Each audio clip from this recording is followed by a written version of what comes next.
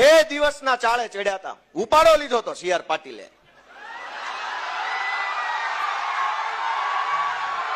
જોહાર જય આદિવાસી. સૌપ્રથમ એક વાત કરું કે અમને અંકલેશ્વરમાં પણ કેસ કરવામાં આવ્યો હતો.